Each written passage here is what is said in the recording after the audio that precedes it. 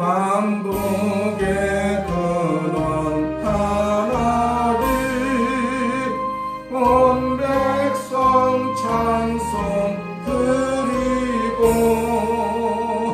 저 천사여 찬송하세 찬송 성부 성자 성령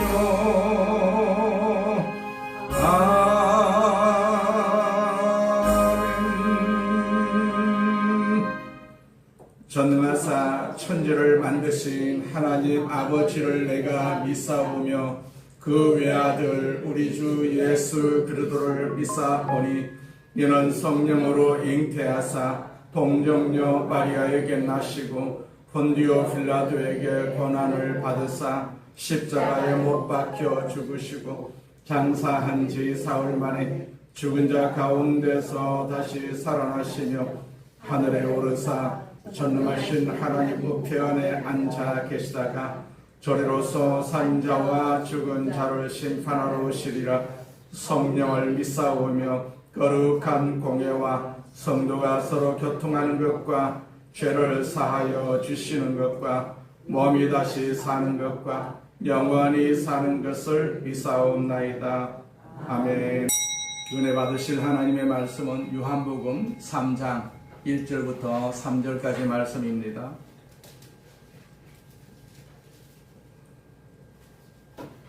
요한복음 3장 1절부터 3절까지 말씀 같이 봉독합니다.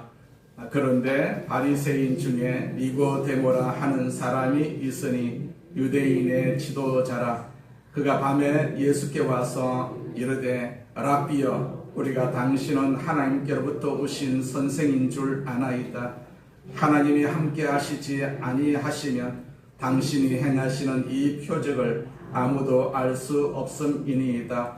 예수께서 대답하여 이르시되 진실로 진실로 내게 이르노니 사람이 거듭나지 아니하면 하나님의 나라를 볼 수 없느니라.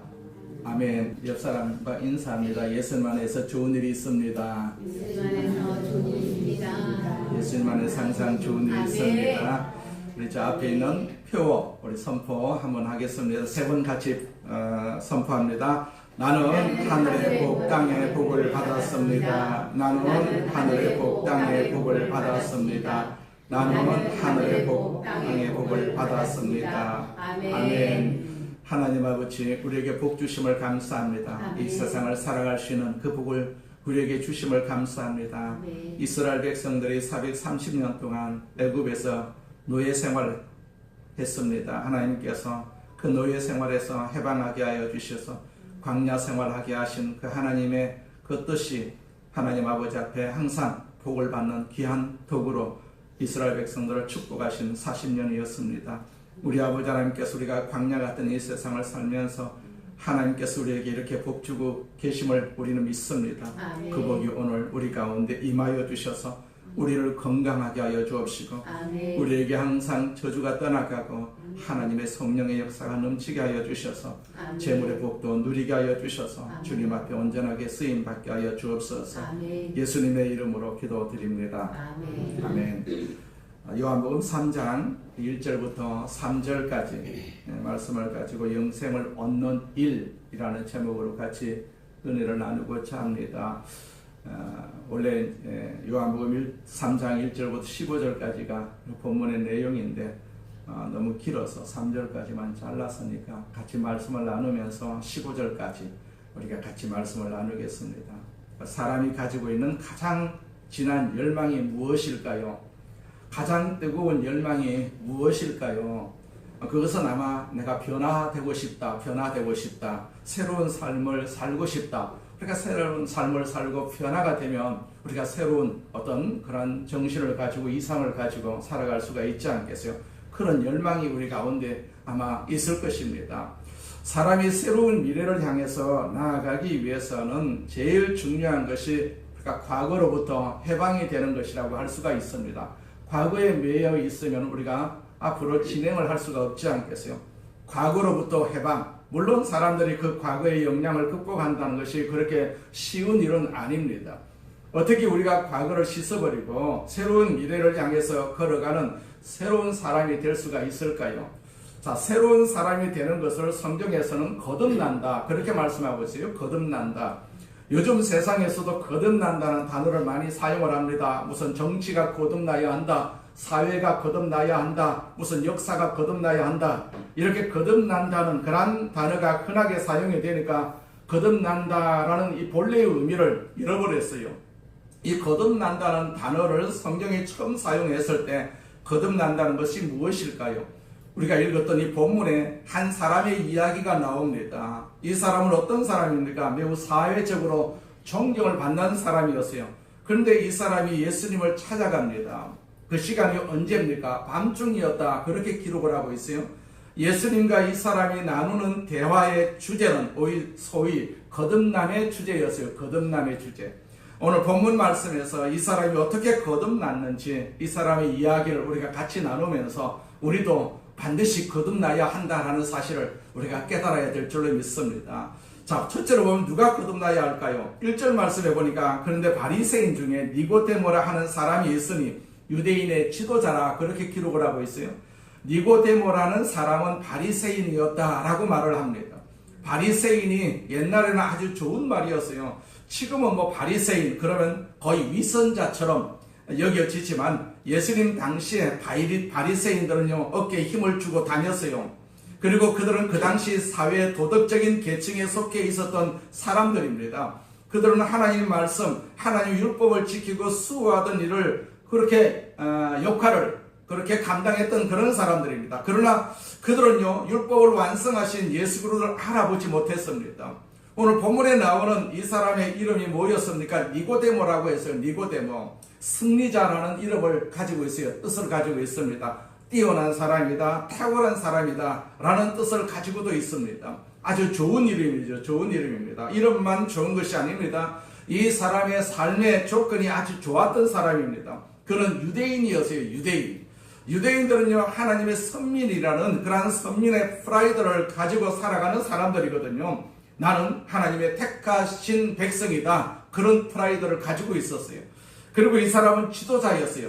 여기서 이 지도자라는 이야기는 지금의 국회의원과 비슷한 지도자입니다. 이스라엘의 70명으로 구성이 된 산헤드린이라는 그런 공의회가 있었는데 그 의회 멤버 가운데 한 사람이었어요. 또한 요한복음 3장 10절에 보시게 되면 예수님과의 대화 속에서 예수님이 이 사람에게 이렇게 말씀을 하시는 것을 볼 수가 있어요. 10절 말씀에 보니까 예수께서 그에게 대답하여 이르시되 너는 이스라엘의 선생으로서, 그런 말씀이 있습니다. 선생으로서 너는 이스라엘의 선생이다, 그렇게 예수님께서 말씀을 하셨어요. 랍비라는 말입니다. 옛날에 랍비라는 말이 있죠. 유대인에는 랍비가 있었어요. 우리 기독교에 목사가 있는 것처럼 유대교회 랍비라는 그러한 직분을 가지고 있는 사람들이 있었어요. 종교적인 선생입니다. 도덕적인 선생입니다. 그러니까 종교적으로 도덕적으로 남을 가르치는 교사였어요. 이 니고데모가. 이런 사람에게 예수님이 어떻게 말씀하십니까? 거듭나야 한다, 이렇게 말씀하셨다라고 성경에서 말씀하고 있어요. 또 이 사람은 상당한 구도적인 자세를 가지고 있었던 사람입니다. C.S. 루이스라는 분이 이런 말을 했어요. 오늘 우리가 살고 있는 이 시대는 구도의 정신을 상실했다. 자, 구도의 정신을 상실했다. 우리가 편리한 시대에 살고 있고 과학이 발달된 그러한 시대, 그리고 지식이 현리하게 발달된 지식화 시대를 살아가고 있어서 그런지 몰라도 사람들이 구도의 열정이 없습니다. 구도의 열정. 그러니까 진리를 찾고자 하는 열정이 없습니다. 죽음 건너편에 무엇이 있을까? 그런 생각이 없어요. 나라는 그런 사람이 어떻게 좀 새로워질 수가 없을까? 내가 어디에서 와서 왜 살고 어디로 가는지 거기에 대한 진지한 질문을 상실한 시대라고 할 수가 있습니다. 그런데 이 사람 니고데모는 그 구도적 자세를 가지고 있었던 사람이었어요. 왜냐하면 예수님을 찾아왔기 때문에 그렇다라는 얘기죠. 그는 자기가 가지고 있는 사회적인 지혜에도 제도에도 불구하고 젊은 예수를 찾아와가지고 그에게 인생을 질문하고 있습니다. 아주 겸손한 사람입니다. 본문 2절 말씀에 보면 그가 밤에 예수께 와서 이르되 랍비여, 우리가 당신은 하나님께로부터 오신 선생인 줄 아나이다. 하나님이 함께 하시지 아니하시면 당신이 행하시는 이 표적을 아무도 할 수 없음이니이다. 이 말이 종교적입니까? 비종교적입니까? 상당히 종교적인 그런 말이죠. 다시 들어보십시오. 니고데모가 예수님께 하는 말입니다. 라삐님, 우리는 선생님이 하나님께로부터 오신 분임을 압니다. 하나님께서 함께 하시지 아니하시면 선생님께서 행하시는 그런 표징들을 아무도 행할 수가 없습니다. 자, 이 사람은 예수님에게 접근을 하면서 얼마나 종교적으로 아주 예수님을 칭찬을 하면서 높이면서 하나님이 함께 하시지 아니하면 이런 놀라운 기적이 일어나지 않습니다. 그런데도 예수님은요, 자기를 칭찬한다고 좋아한 것이 아니라 이 사람이 찾아왔던 목적, 이 사람의 마음속에 아직도 해결하지 못한 어떤 인생의 근본적인 문제를 깨뚫어 보시면서 말씀을 하십니다. 너는 거듭나야 한다. 너는 거듭나야 한다.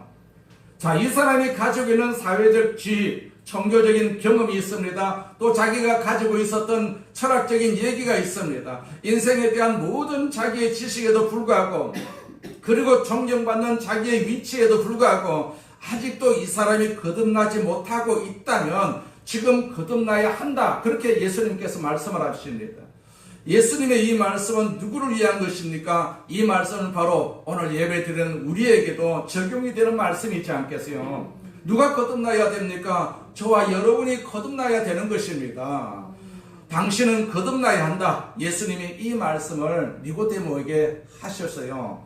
두 번째로 왜 거듭나야 할까요? 자, 오늘 거듭나야 할 이유, 가장 중요한 이유는 예수님이 강조하셨기 때문에 거듭나야 한다라는 사실입니다.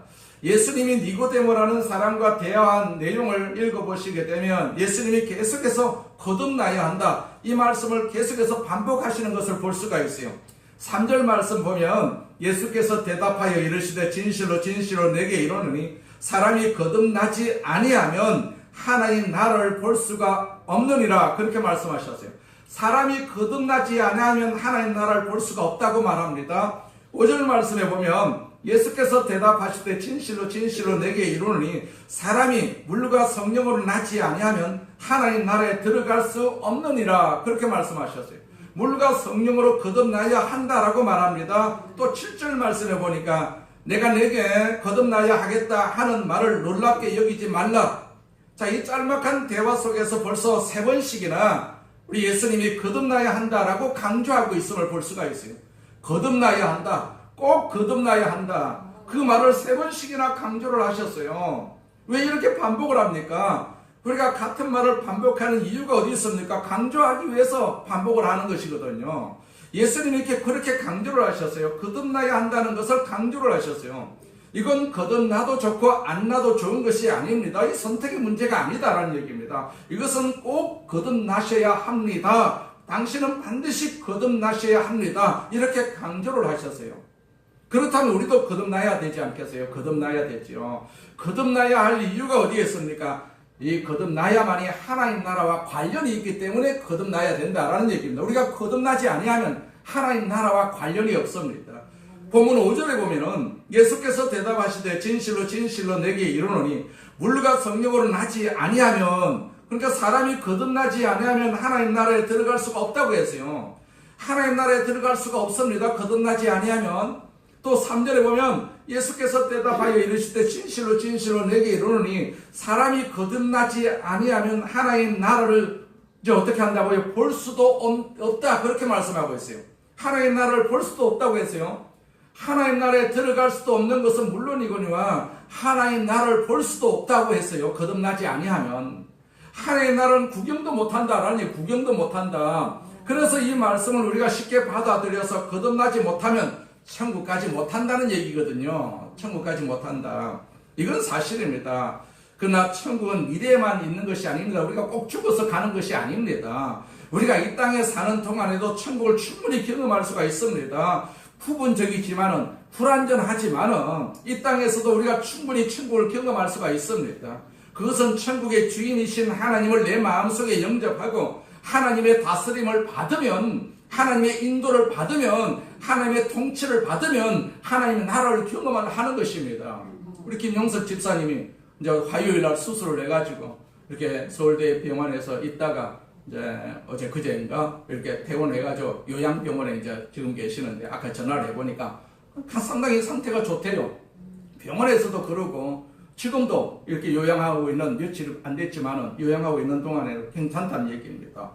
그래서 하나님이 그와 함께 계시기 때문에 통증도 느끼지 못하고 그렇게 활발하게 이렇게 환자이면서도 불구하고 환자가 아닌 척하면서 이렇게 활동을 하고 있다라고 말하고 있어요. 하나님이 함께 하시니까 그런 능력을 주시고 그런 힘을 주신다라는 사실입니다. 우리도 세상에 살면서 하나님이 함께 하시지 않으면 우리는 쓰러질 수밖에 없고 우리는 아플 수밖에 없지 않겠어요. 하나님이 함께 하시기 때문에 내가 건강할 수가 있고 내가 힘을 얻을 수가 있고 내가 이 세상에서 승리할 수가 있다라는 사실입니다. 하나님이 함께 하신다. 이 거듭나야만이 함께 하신다라는 사실을 우리가 비로소 알 수가 있거든요. 깨달을 수가 있거든요. 우리 모두가 다 거듭나서 하나님이 함께 하신다는 사실을 날마다 우리가 인지하면서 그로 말미암아서 우리가 세상을 살아야만이 우리가 천국 갈 때까지 건강한 삶을 살아갈 수가 있는 것이죠. 그러니까 나라라는 것은 통치라고 할 수가 있지 않게 통치권자의 통치가 미치는 영역이 나라입니다.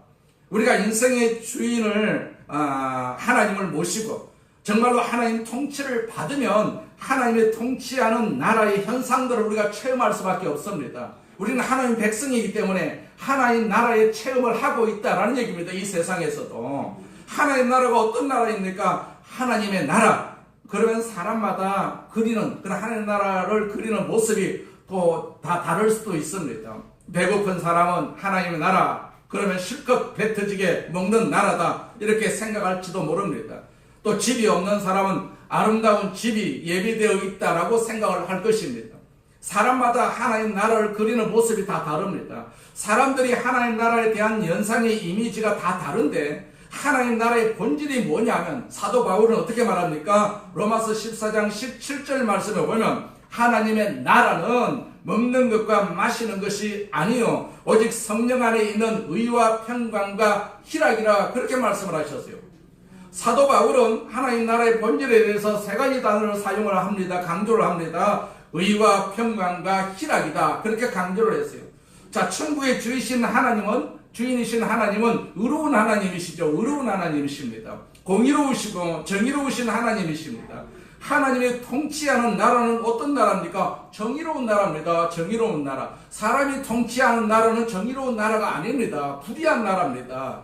우리가 이 땅에 살면서 우리는 끊임없이 불의를 경험할 수밖에 없지 않겠어요? 불의를 경험하고 불공평을 경험합니다. 사람들은 위에 목말라 합니다. 그런데 정말로 하나님의 다스림이 온전히 나타난 그 완성된 천국, 그 천국은 정말 불의가 없는 공의로운 나라이거든요. 공의로운 나라. 그렇기 때문에 우리가 예수를 믿으면서 신앙생활하면서 공의를 자꾸 배워야 됩니다. 나는 정의롭다, 공의롭다. 세상에 취하게 되면 공의와 정의가 사라질 수밖에 없지 않겠어요? 그렇기 때문에 우리가 신앙생활을 합니다. 공의로운 나라에 들어가기 위해서는 지금 공의를 연습을 해야 된다라는 사실이죠. 그런데 이 땅에서도 하나님의 통치를 받으면 우리가 이 땅에서도 하나님의 통치를 받으면 하나님의 의를 충분히 우리가 경험할 수가 있는 것이죠. 하나님 우리를 예수 믿을 때 너는 의롭다 그렇게 하나님께서 칭해 주셨어요. 사람들은 나를 의롭다라고 말하지 못해도 하나님은 나를 의롭다라고 칭해 주셨거든요. 우리가 다 의로운 사람입니다. 의로운 사람이기 때문에 이 성전에서 우리가 예배를 드리는 것이거든요. 또 천국의 주인이신 하나님은 평화의 하나님이시다 그렇게 말씀을 하셨어요. 하나님은 평화의 하나님, 살롬의 하나님이시죠. 하나님의 아들이신 예수님을 가리켜서 성경은 평화의 왕이시다 그렇게 말씀을 하셨어요. 그분은 평화를 가지고 오신 분이시거든요. 예수님이 이 땅에 오셨을 때 그 예수님의 탄생을, 그 천사들이 예수님의 탄생을 예언하면서 이런 노래를 불렀어요. 지극히 높은 곳에서는 하나님께 영광이고 땅에서는 평화다. 그런 노래를 불렀어요. 예수님은요, 예수님 다시 오실 때까지 이 땅에서는 계속해서 불안한 세상이 계속될 것을 알았어요. 그러나 우리를 둘러싸고 있는 불안한 현실에도 불구하고 예수님을 모시고 사는 사람들이 누릴 수 있는 견고한 평화, 환경과 상관이 없습니다. 환경이 불안해도 내 마음속에서 잃어버리지 않는 그런 평화, 이런 평화를 하나님께서 약속을 하셨다. 예수님께서 약속을 하셨다라는 사실입니다. 그리고 천국의 주인이신 우리 하나님은 또한 기쁨의 하나님이시다라고 말씀을 하셨어요. 하나님은 기쁨의 하나님이십니다. 기쁨의 하나님. 우리가 예수를 잘 믿으면 우리 속에 기쁨이 넘칩니다. 아주 잘 아시는 구절이죠. 우리가 보세요. 자, 하나님이 세상을 이처럼 사랑하사 독생자를 주셨으니 이는 그를 믿는 자마다 멸망하지 않고 영생을 얻게 하려 하심이다. 그렇게 말씀을 하셨어요. 예수님께서 우리에게 영생을 주셨어요. 영생을 가지고 있는 사람은 기뻐할 수밖에 없지 않겠어요. 이 천국을 가지고 있는 사람이 어떻게 슬퍼할 수가 있고 어떻게 고민할 수가 있겠습니까? 마귀가 항상 사람들에게 주는 것은 무엇입니까? 불안한 마음을 주십니다. 낙심하는 마음을 줍니다. 그들은요, 결과적으로 무엇이 그들의 고향입니까? 결과적으로 마귀는 지옥이 고향이지 않겠어요? 그렇기 때문에 하나님은 우리에게 기쁨의 하나님이시고 천국을 주시기 때문에 우리가 마음속에 기뻐할 수가 있고 즐거워할 수가 있다라는 사실입니다.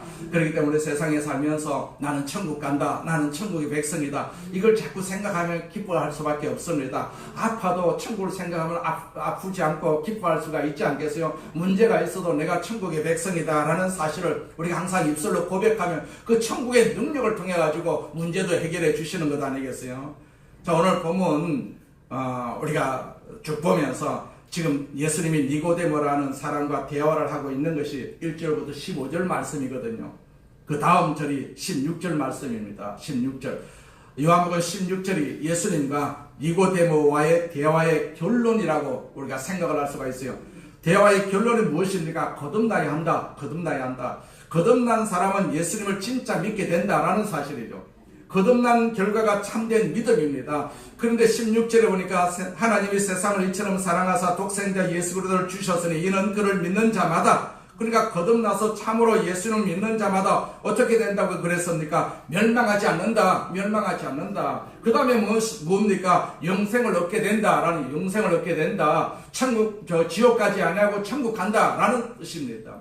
그러면 거듭나지 못하면, 믿지 못하면 어떻게 됩니까? 멸망이라고 했어요. 멸망이다. 왜 거듭나야 하느냐? 이 질문에 대한 가장 절실한 대답은 거듭나지 아니하면 멸망받기 때문에 거듭나야 한다라고 말씀하셨어요. 거듭나지 아니하면 멸망합니다. 멸망.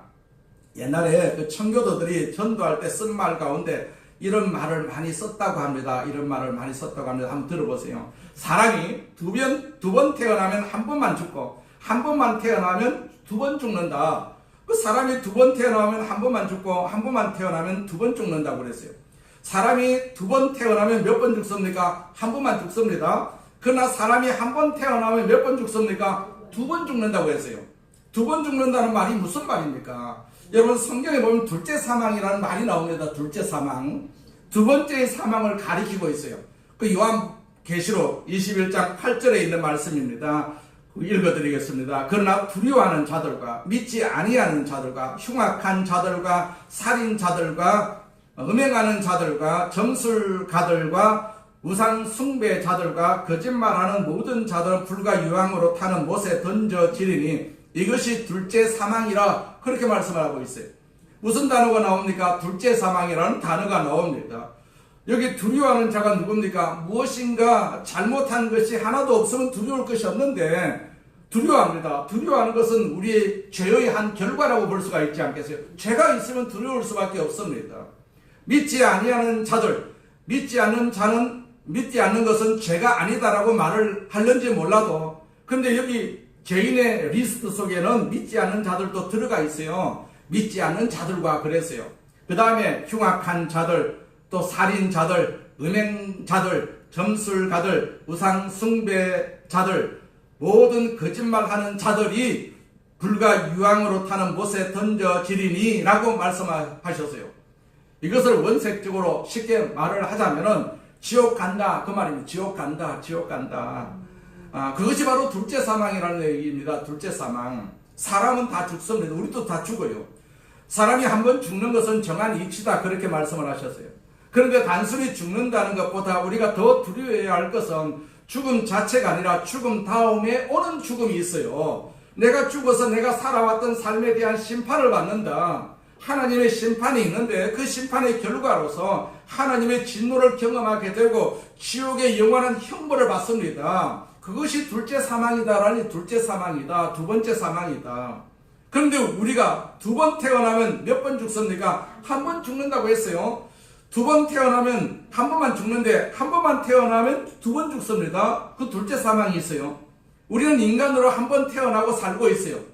그런데 두 번 죽는다는 겁니다. 그러니까 다시 태어나면 다시 어떻게 태어납니까? 예수 믿으면, 그 말입니다. 예수 믿으면. 우리가 예수를 믿으면 다시 태어나는 것과 똑같거든요. 예수 믿으면 거듭나는 것이기 때문에, 두 번 태어나는 것이기 때문에 우리가 거듭나면 지옥 갈 필요가 없다, 그 말씀이거든요. 거듭나면 그렇습니다. 그러나 거듭나지 아니하면 멸망합니다. 왜 거듭나야 하느냐? 멸망하기 때문에 그렇다라니. 그래서 우리는 거듭나야 된다. 예수님도 니고데모에게 거듭나야 한다, 거듭나야 한다, 거듭나야 한다, 계속해서 반복으로 말씀하시는 것을 볼 수가 있어요. 그러니까 거듭나야 한다. 꼭 우리가 거듭나야 하거든요. 항상 거듭나야 됩니다. 거듭나야만이 우리가 두 번째 사망, 그러니까 지옥 사망은 없다라는 사실입니다. 세 번째로, 그렇다면 무엇이 거듭나야 할까요? 4절부터 6절 사이에 그의 해답이 있어요. 읽어보시게 되면 예수님은 거듭난다라는 것을 자연적인 출생과 영적 출생을 비교하고 있어요. 우리가 우리 부모를 통해서 육체적으로 출생한 어느 날이 있었던 것처럼 또한 영적으로도 출생을 해야 된다라는 사실입니다.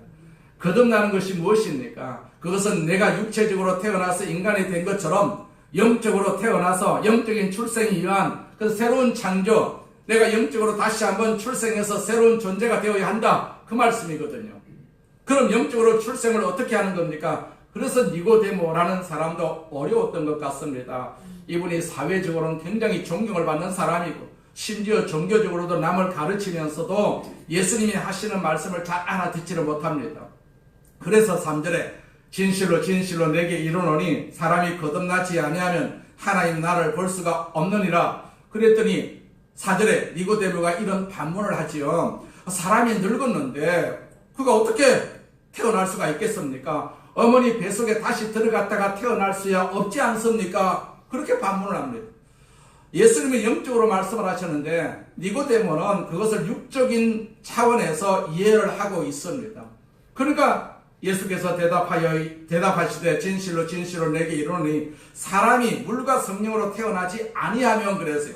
이게 무슨 말입니까? 물과 성령으로 태어난다는 말이. 그런데 그 다음 절 6절에 보시게 되면 육으로 난 것은 육이요 성령으로 난 것은 영이다, 그런 말씀을 하셨어요. 우리가 인간으로 태어날 때 그 어머니의 모태에서 태어나지 않겠어요? 그것이 물이라는 얘기입니다. 물. 엄마 배 안에 있는 양수지요. 우리가 양수 안에 있었지 않겠어요? 자, 내가 엄마를 통해서 태어났던 것처럼 이제는 성령에 의해서 태어나야 한다. 성령에 의한 새로운 창조, 영적으로 새롭게 창조되는 것이죠. 그래서 한마디로 말을 하자면 거듭난다는 것은 새로운 창조다라는, 새로운 창조. 하나님은 새로운 창조, 새로운 인간을 말하고 있습니다. 새로운 인간. 우리가 죄 때문에 하나님과 나 사이의 관계가 끊어졌기 때문에 하나님과 나 사이에 오신 예수님은 우리의 죄를 짊어지시고 내가 받아야 할, 맞아야 할 그런 채찍을 대신 맞으시고 내가 받아야 할 죽음, 내가 받아야 할 진노를 대신 받으시고 십자가에서 피 흘려 놓으셨어요. 그리고 그 예수님 말씀하시기를 나를 믿으면 너희는 다시 하나님께로 오게 된다. 우리가 그 예수를 믿는 순간 하나님을 아버지라고 부르게 되고 또 하나님과의 관계가 회복이 되지요. 그 순간 예수님 안에 있던 새로운 생명이 우리 안에 선물로 주어지는 것입니다. 우리가 생명이 있어야만이, 예수님이 주시는 생명이 있어야만이 하나님과 교통이 가능한 것이거든요. 우리 모두가 다 예수님이 주시는 생명이 있습니다. 새로운 생명이 있습니다. 그렇기 때문에 우리가 예배를 드릴 수가 있고 우리가 말씀을 묵상할 수가 있고 말씀을 이해할 수가 있고 그 말씀을 붙잡고 우리가 기도할 수가 있는 것이죠. 이것이 새로운 생명입니다. 이것이 새로운 생명입니다. 죄의 싹선 사망이지만은 하나님의 선물은 예수님 안에 있던 영원한 생명입니다. 우리가 예수 그리스도를 받아들이는 순간 우리 안에 하나님이 선물로 주시는 새로운 생명이 주어지는 것입니다. 새로운 생명이 주어진 증거는 그 순간부터 우리가 하나님을 믿고 의지하게 되고 하나님을 사랑하게 되는 것이거든요. 이런 새로운 생명이 주어지는 순간 나는 영적으로 살아나는 것입니다. 새롭게 태어난 것입니다. 그것이 바로 영적인 새로운 창조라고 할 수가 있는 것이죠. 그렇다면 마지막으로 우리가 어떻게 해야 거듭날 수가 있습니까? 예수님은 어떻게 해야만이 내가 새로운 피조물이 되고 새로운 창조물이 되고 새 인생을 사는 사람이 될 수가 있는가? 어떻게 거듭날 수가 있느냐? 오늘 본문과 관련된 14절과 15절의 그 해답을 우리에게 들려주고 있어요. 자, 모세가 광야에서 뱀을 든 것 같이 인자도 들려야 하리니 이는 그를 믿는 자마다 영생을 얻게 하려 하심이니라. 이게 대답입니다. 그런데 모세가 뱀을 든 것 같이 인자도 들려야 하리니 이게 무슨 말씀입니까? 자, 이스라엘 백성들이 애굽 땅에서 포로 생활을 했습니다. 그것도 430년 동안 이제 포로로 있었던 것을 우리는 다 알고 있죠. 그래서 애굽에서 노예 생활하던 그 이스라엘 백성들이 모세의 인도로 애굽에서 떠납니다. 풀려났습니다. 그리고 가나안을 향해서 가지 않겠어요? 지금의 이스라엘 땅입니다. 이스라엘 땅을 향해서 걸어갑니다. 그 가나안 땅으로 갑니다. 젖과 꿀이 흐르는 땅이라고 했어요. 하나님이 약속하신 땅, 이스라엘 백성들을 인도해 가는 겁니다. 하나님이 가는 길목에 뭐가 있습니까? 광야가 있어요. 광야. 아주 황량한 시나이 반도 광야가 있습니다. 그 광야를 거쳐서 이제 젖과 꿀이 흐르는 이스라엘 땅으로 가야 합니다. 가야 하는데 광야 생활이 힘들 수밖에 없지 않겠어요? 힘들 수밖에 없습니다. 광야는 아무것도 없거든요. 풀도 없고 나무도 없습니다. 물도 없는 곳이거든요. 그 땅을 40년 동안 가야 하니까 얼마나 불편할 수밖에 없지 않겠어요? 힘들 수밖에 없어요. 그러니까 가나안 땅이라는 목표는 좋은데 빨리 가나안 땅으로 가고 싶은데 그 약속의 땅에 들어가서 젖과 꿀을 정말로 먹고 정말로 놀라운 삶을 살고 싶은데 거쳐가는 광야가 너무 힘들고 괴롭습니다. 그러니까 광야 생활하는 동안에 이스라엘 백성들이 뭘 제일 많이 했습니까? 불평을 제일 많이 합니다. 불평을 제일 많이 하거든요. 자꾸 불평하고 원망합니다. 이럴 줄 알았다면 애굽 땅을 차라리 떠나지 말아야 했을 것을 우리가 새로운 지도자를 세워가지고 애굽으로 다시 돌아가자. 애굽으로 돌아가자. 이렇게 막 불평을 합니다. 여기 광야에는 먹을 것도 제대로 없다는 얘기죠. 그러니까 하나님이 먹을 것을 주셨어요. 만나를 주셨어요. 하나님이 직접 만들어 주시는 만나입니다. 성경에 보시면 이 만나가 하얀 색깔이었다라고 기록을 하고 있어요. 마치 광야에 눈송이처럼 만나가 쏟아졌습니다. 달리 먹을 것이 없었던 그 광야에서 하나님이 직접 주시는 만나를 내렸을 때 그 감격이 어떠했을까요? 그래서 처음에는 꿀송이 같다 그렇게 말했어요. 꿀송이 같다. 꿀송이 같은 만나가 하늘에서 막 쏟아졌어요. 그런 신기한 양식을 먹으면서 야 꿀송이 같다 그랬습니다. 그런데 사람이 좀 이상하지 않겠어요? 그 만나를 또 먹으니까 나중에는 뭐라고 주장합니까? 왜 만나밖에 없습니까? 왜 만나밖에 없습니까?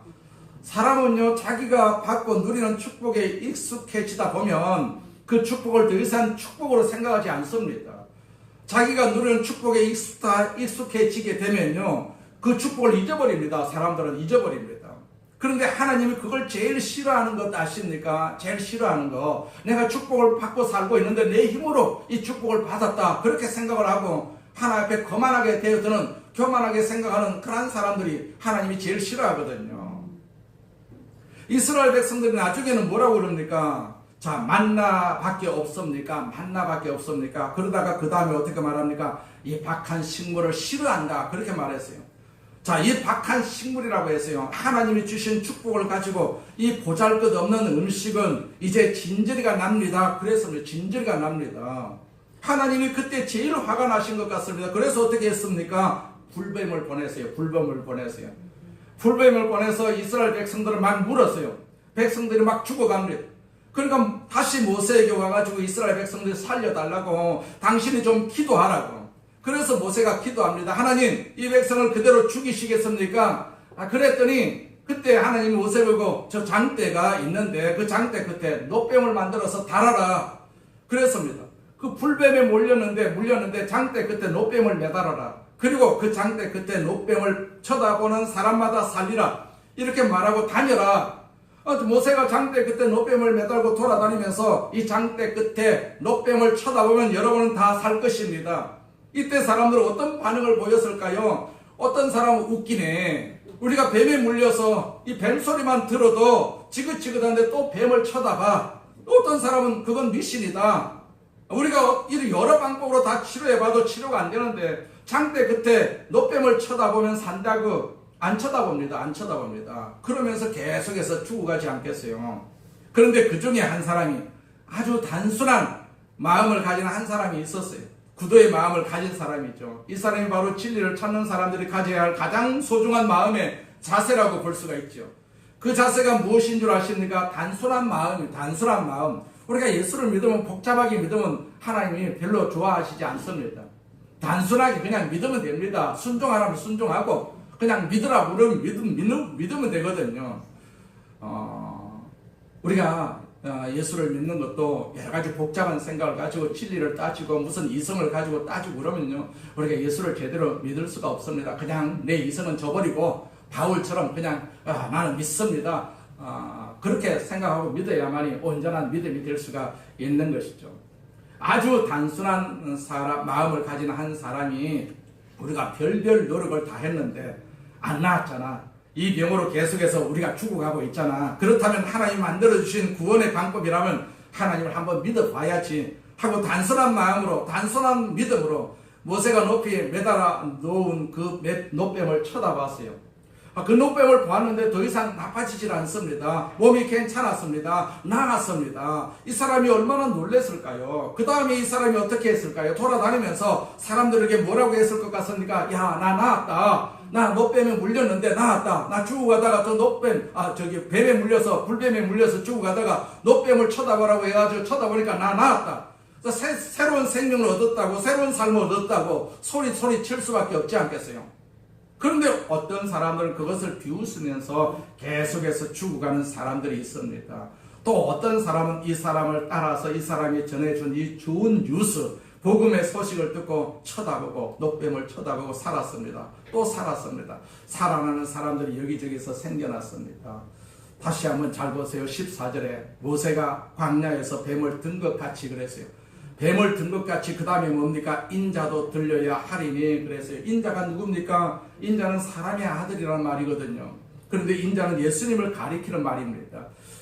예수님 본래 하나님의 아들이지 않겠어요? 그런데 하나님의 아들이 사람의 아들로 이 세상에 오셨어요. 그분이 예수님이거든요. 그래서 예수님을 가리키는 독특한 칭호가 바로 인자다 그렇게 말합니다. 모세가 뱀을 든 것처럼 인자 대신 예수님도 들려야 하리니 예수님은 어디에 들렸습니까? 모세는 광야에서 막대기 위에다가 노뱀을 매달았지만 예수님은 십자가 위에 매달리셨어요. 십자가 위에 인자도 들려야 하리니 나를 믿는 자마다 그 예수 그리스도를 믿는 자는 새로운 생명을 얻는다. 그런 의미로 매달리신 것이죠.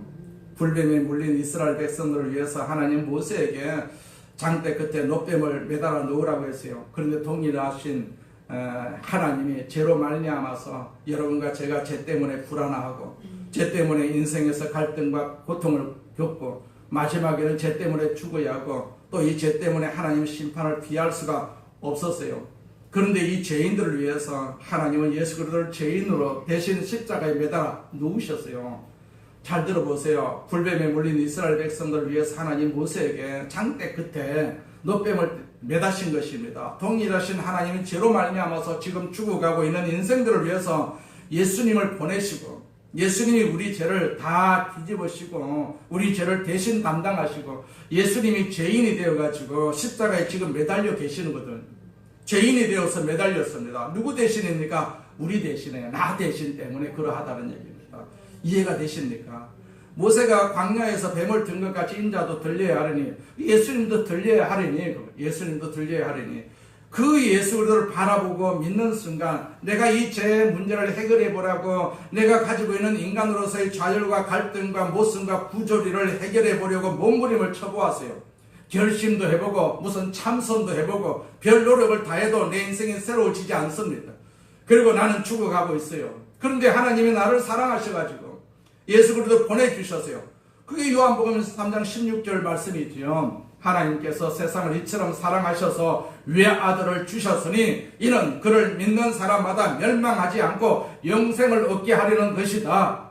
죄 때문에 죽어가는 인생, 우리의 죄 문제를 해결하고자 하나님이 보내주신 그 하나님의 아들이신 구원자이신 예수 그리스도, 우리의 죄와 허물을 짊어지시고 십자가에 높이 매달리신 예수 그리스도, 그를 바라보면서 그를 믿는 자마다 내 힘으로는 죄 문제를 해결할 수가 없었지만은 하나님이 예수님을 보내주셨어요. 예수가 내 죄를 짊어지시고 내가 죽어야 할 자리에서 죽음을 대신 우리를 대신해서 죽으셨어요. 이 사실을 믿고 예수 그리스도를 바라보는 사람마다 새로운 생명을 얻는다라는 사실입니다. 노뱀을 보고 바라보면서 죽어가는 사람이 다시 살아난 것처럼 우리가 예수님을 바라보면 다시 살아날 수가 있다는 얘기입니다. 그러니까 아직도 자신에게 희망을 거는 사람이 있어요. 자신의 노력과 방법이 희망을 걸고 있는 사람들, 그런 사람들은 예수님의 십자가가 의미가 없을 것입니다. 아직도 자기를 믿고 있으니까 그 방법으로, 그 주장하는 철학으로 새로운 사람으로 만들 수가 있다고 생각을 하고 있어요. 그러나 지금까지 그렇게 살아왔지만 얻은 것이 무엇입니까? 내가 영생을 얻을 수가 있습니까? 아무리 배우고 아무리 가졌다 할지라도 영생은 절대로 얻을 수가 없거든요. 이제 그런 방법, 그런 철학의 절망을 느꼈다면 예수님 앞에 나와야 되거든요. 예수님 앞에 나와야 됩니다.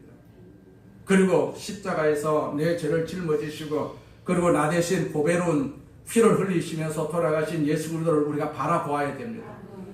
그리고 장사한 지 사흘 만에 부활하신 예수 그리스도, 누구든지 나를 믿는 자마다 영생을 얻으리라, 새로운 생명을 얻으리라, 그 예수 그리스도를 믿는 순간에 하나님은 예수님 안에 있는 새로운 생명을 우리에게 선물로 주셨다라는 사실입니다.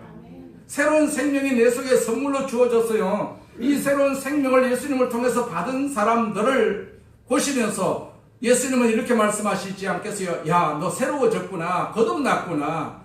우리가 항상 거듭나고 새로워져야 되지 않겠어요? 나는 새로워졌다, 나는 거듭났다. 이런 고백이 우리에게 필요합니다. 이것도 믿음이 없으면 고백을 할 수가 없습니다. 아무리 고백을 시켜도 고백을 할 수가 없습니다. 우리가 이 고백을 하고 살아야 돼요. 나는 새로워졌다, 나는 새로워졌다, 나는 2번 죽었다, 2번 죽었다.